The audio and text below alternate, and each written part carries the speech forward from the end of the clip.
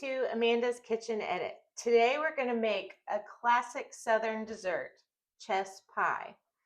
The things you'll need to make this: a fork, a tablespoon, something to measure 1/4 a cup of liquid, a spatula, a stick of softened butter that you've left out for at least an hour, 4 eggs. Room temperature is a must, so make sure your eggs have sat out for at least an hour. Evaporated milk, sugar, a measuring cup to measure 1 cup vanilla, distilled white vinegar, and cornmeal. Do you evaporate your own milk? No, I get it in the can at the grocery store. Unfortunately, I don't know how to do that, but maybe one day. And then I've got a pre-made pie crust. I make this so much that it's just the way to go for me. But if you want to tackle making your own pie crust or buying the pre-rolled out ones that you would put in your own tin, have at it. But we're going to go the easy route today. You'll need a stand mixer. You can use a handheld, but you do have to cream butter and sugar, which takes a while, so your arm might get a little tired. Starting with the pie crust, you want to make sure it's fully thawed. And then what I do that makes it look a little bit like I did it homemade is I pinch the edges. And it just gives it more of a homemade-y look. But it's a lie. It's a lie. Yes. I try not to do that. And so I'm just going to go along here and pinch these edges using my 2 thumbs, and I'm just pinching that dough together. You don't have to do this if your pie shell looks a lot better than mine did. Just do it as you bought it. We are pre-baking this, so you do want to preheat your oven to 350. And we are going to pre-bake this pie. Most recipes say not to do this with a chess pie, but I have noticed that you do not end up with a soggy bottom if you pre-bake. So that is recommended from me. All right. So I have crimped the edges. Beautiful. Nicely. So it looks like I made this myself. It's a well-fashioned lie. Yes. All right. So let's get started. You're going to start off by putting your softened butter. Your room temperature butter. Let me not say softened. You don't want to melt it. You just want to make sure it's room temperature. If you melt it, you're going to come out. I've made this every different way. This is my perfect way now. Then I'm sharing this with you. But if you melt it, it's not going to come out quite right. So room temperature butter. And then I've got 2 ways of making this. You can do 1 cup of sugar if you're watching your calories. But if you want to stick to the classic recipe, it's 2 cups of sugar. So you can choose. It's great both ways. It's diabetes brand for me. So my husband and I are watching our calories right now. So I've done mine with 1 cup of sugar. So I've already got my 1 cup of sugar and my room temperature butter. And I've mixed this in a stand mixer on medium-high speed for 5 minutes. This allows the butter to cream with your sugar, and it just makes an overall more stable pie.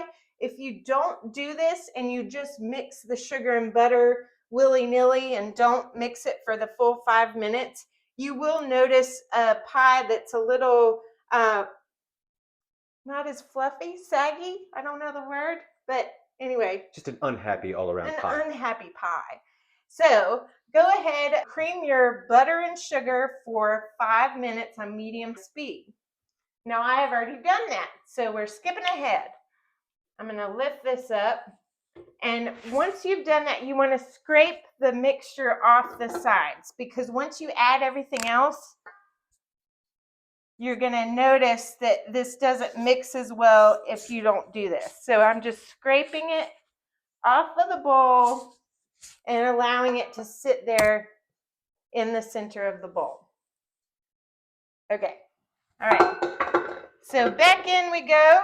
Neat. And I'm going to put that down. Now I can turn the mixer on medium speed, and I'm going to go ahead and start adding everything. So I've got my 4 eggs. Room temperature is a must. And I'll tell you what happens if you put cold eggs in with the room temperature butter. It will curdle. It will look almost like scrambled eggs. It just doesn't work. If that happens, you can save it by adding a tablespoon of flour. You will know when it's curdled. It looks like it. If it's not curdled, it's just a creamy mixture. And so here we go. And then we got the vanilla, my cornmeal, my distilled white vinegar. All right, I'm turning it on. Ah! All right, how to properly crack an egg. I had a request. Always crack an egg on a flat surface, okay? So I'm going to lightly tap it and then use your fingers to open up the membrane and crack the egg. Let's do it again. Flat surface. Never do it on the corner of a bowl. You'll get eggshells in there. Always a flat surface. Tap, poke, open. Tap, poke, open. All right, and I got my 4th egg. Okay, get this egg off my hands. Now, we're gonna add 1/4 of a cup of evaporated milk.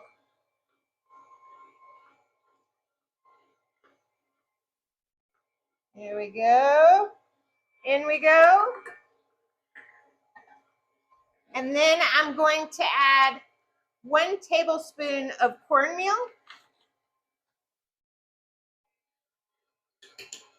And then 1 tablespoon of the vinegar. The vinegar actually cuts the sweetness of the pie, and between the butter and the sugar, this is what keeps it from being sickly sweet. So, and it also helps with stability. You'll see when the pie is done, the cornmeal also helps with stability, but it also gives that classic chess pie top, which is this sugary top, and you'll see that once we're done. I use my vanilla pretty liberally. When it calls for a teaspoon, I'm using a tablespoon, and I just glug it in there. Glug, glug, glug. Okay, yeah. So properly, teaspoon, you can do a little more. How many glugs would you say? I'd say 1 glug, a glug and a half. What unit of measurement would a glug be most comparable to? A tablespoon. Good to know. Thank you. All right, so I've got everything in there. So I'm going to turn that up and get it nicely mixed.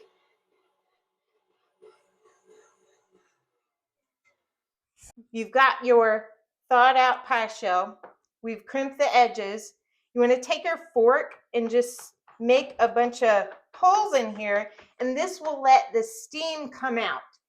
If you don't do this, you will notice that you'll get a huge bubble because there's nowhere for the steam to escape to. I'm going to go ahead and poke holes everywhere. All right. Now I'm going to put this in the oven for about 7 minutes at 350 to pre-bake my pie shell. So we'll be right back after this bakes. See you soon. So while we wait, I wanted to show you how to crack an egg again because my hands were in the way. And so thanks to me for my poor shot on showing you how to crack an egg, the dogs get scrambled eggs for dinner. So they're thanking everybody right now. We're going to start out with our egg on a flat surface like I told you. Tap and then poke the membrane and then open your egg. Now, if you need egg whites versus egg yolks, you just toss your egg back and forth in your shells, and that's how you separate your egg yolk from an egg white. There you go. You want to try it again? We've got 2 dogs, so I need 2 eggs. So, let's try this one more time. Flat surface, always. Tap, poke the membrane, and open up your egg. And again, if you want to separate your egg yolk from egg white, just toss it back and forth and it will separate on its own. So that is how to properly crack an egg. The more you know. Welcome back. I have pre-baked my pie shell, and as you'll notice, the filling's in there. We're still learning here and we missed a section, so I apologize. But what I did was, after I had mixed everything together, you want to sort of scrape the sugar off the bottom of the bowl. The sugar and the butter love to stick on the bottom. And just mix that in real good before you pour it in the pie shell. I poured my mixture into my pre-baked pie shell. Now we're going to go in the oven at 425 for 10 minutes. After 10 minutes, cut the oven down to 300 and you're going to bake for another 40 minutes. We'll be back once this is done. See you soon.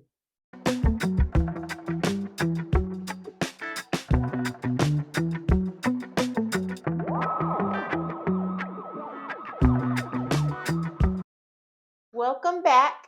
The pie is done. I've let it sit out for about an hour to cool off. When it first came out of the oven, it had a dome. And after the pie cools off, that sinks a little bit, but that's normal. And as that sinks, you'll see the crackling of the crust. That's totally normal. That is what a chess pie is. You get this signature crust, and then underneath it is this lovely, delicious custard.